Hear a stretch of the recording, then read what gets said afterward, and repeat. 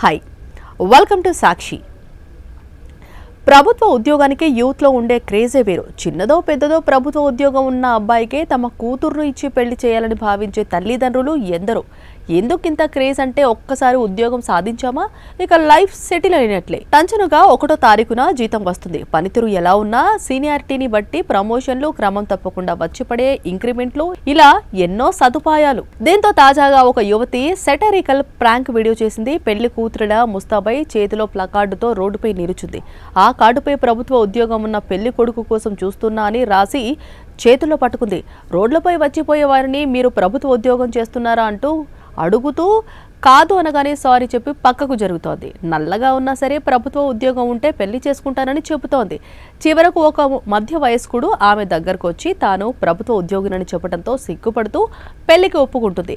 అబ్బాయి ఎలా ఉన్నా పర్లేదు కానీ ప్రభుత్వ ఉద్యోగం ఉండాలని తన తండ్రి సూచించాడని ఆ యువతి చెప్పింది. ఈ ప్రాంక్ వీడియోను సదరు యువతి సోషల్ మీడియాలో అప్లోడ్ చేయడంతో అది కాస్త వైరల్గా మారింది. ఈ వీడియో చూసిన నెటిజన్లు ప్రభుత్వ ఉద్యోగానికి ఉన్న డిమాండ్ అలాంటిదని కామెంట్లు పెడుతున్నారు.